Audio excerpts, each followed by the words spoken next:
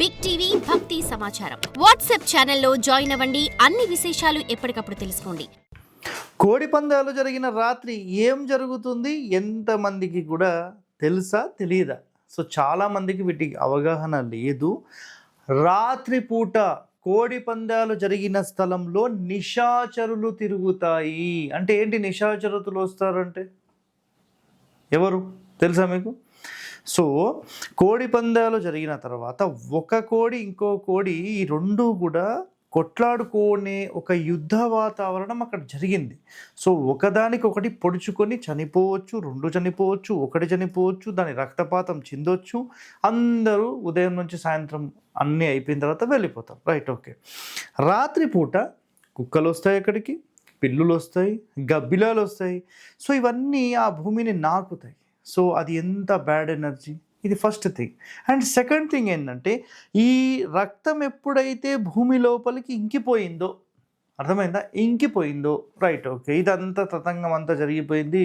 ఇప్పుడు నెక్స్ట్ వచ్చే నెల ఫిబ్రవరి ఉంది. మరి ఈ ఫిబ్రవరికి సంబంధించి చాలామంది శంకుస్థాపన చేసుకుందాం అనుకుంటారు.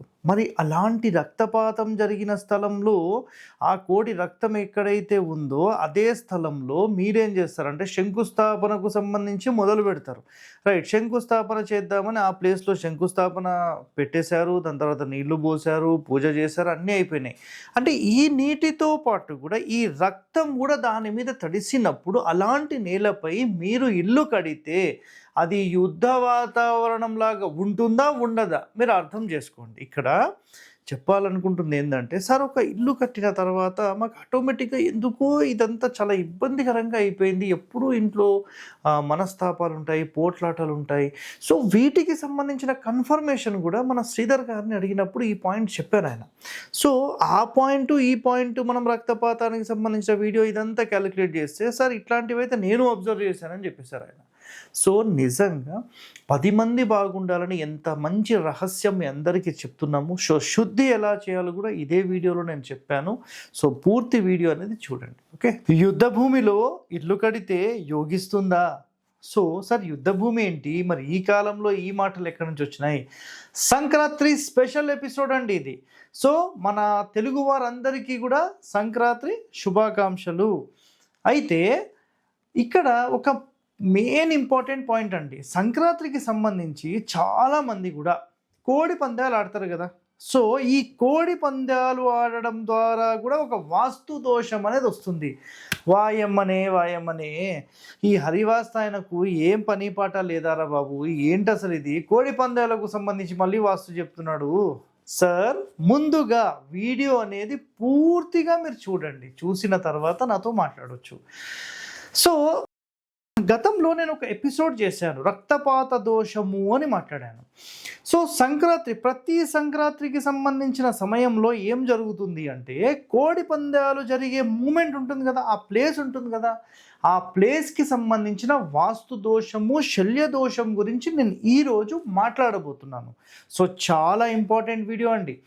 ఇక్కడ ఒకటే కాన్సెప్ట్ ఏంటంటే, మనకు అసలు ఈ కోడి పందాలు ఎక్కడ ఆడతారు అంటే, కొంతమంది పొలాలు అంటారు, కొంతమంది ల్యాండ్స్ మీద అంటారు, కొంతమంది ప్లాట్స్ అంటారు. సో ఇక్కడ ఏం జరుగుతుంది అంటే, ఎవరైనా తెలిసిన వాళ్ళు ఉన్నారు, అలాంటి వాళ్ళతో మాట్లాడేసేసి ఒక పెద్ద గ్రౌండ్ లాంటిది, ఒక 4-5 బిట్లు 10 బిట్లు అంటే 5-5 సెంట్లు 10-10 సెంట్లకు సంబంధించిన స్థలాలు ఎవరివైతే ఉంటాయో వాళ్ళతో మాట్లాడుకొని వాళ్ళందరికీ కలిపి ఒక 5-5 వేలు 10-10 వేలు ఇచ్చేస్తారు. ఇచ్చేసేసి దానికి బిర్లు కడతారు. బిర్లు అంటే సింపుల్గా ఒక కాంపౌండ్ బౌర్డర్, ఓకేనా. సో ఇలాంటి బిర్లు కట్టి అందులోపల ఈ కోడి పందాలను ఆడతారు. Right, okay. ఆడడం వరకు ఓకే, డన్.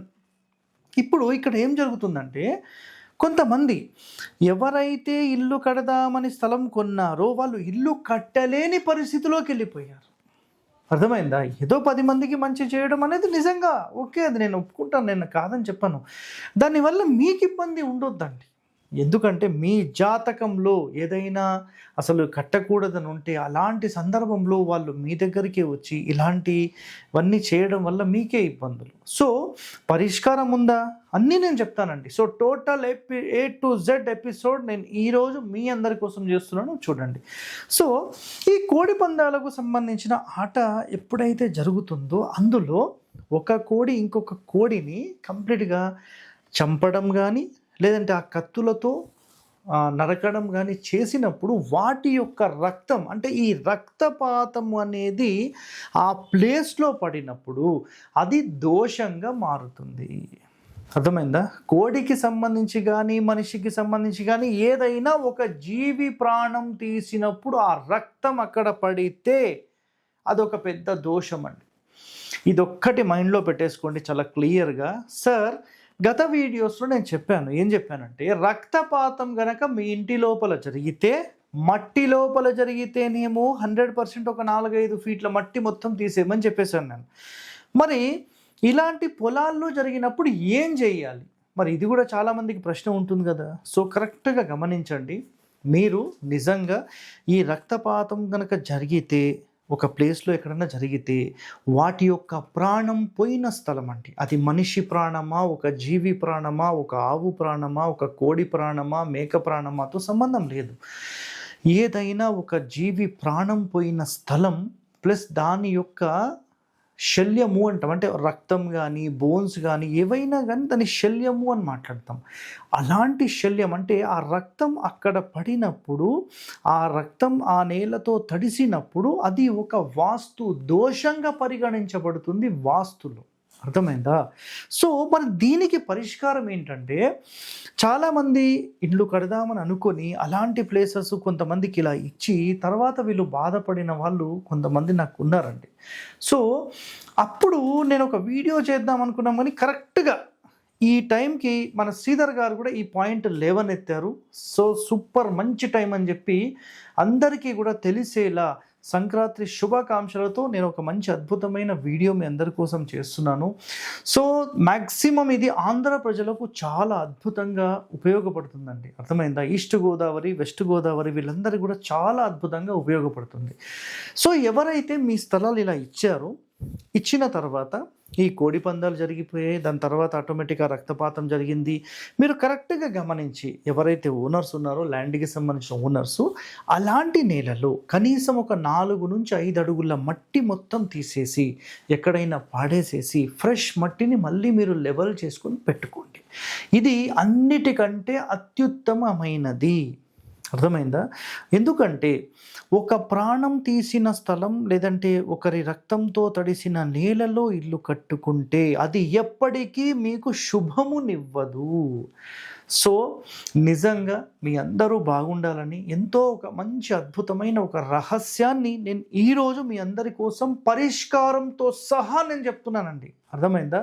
ఎక్కడైనా సరే రక్తపు నేలలు అంటే రక్తంతో నేల తడిసింది అంటే ఇదే పరిష్కారం అండి. సార్ మొత్తం స్థలం అంతా తీయాలా, కొంచెం తీయాలా అని ప్రశ్నించకండి. ఎక్కడైతే రక్తం పడుతుందో అక్కడి నుంచి ఒక 4-5 ఫీట్లు తీస్తే సరిపోతుంది. సో ఇలాంటి ఎన్నో రహస్యాలు, ఎంతో మంచి మంచి కంటెంట్ మన హరివాస్తు ఛానల్లో మనం అందిస్తూనే ఉంటాం. So stay tune to our channel. Thank you అండి. ధన్యవాదాలు. For more videos like this, subscribe Big TV channel.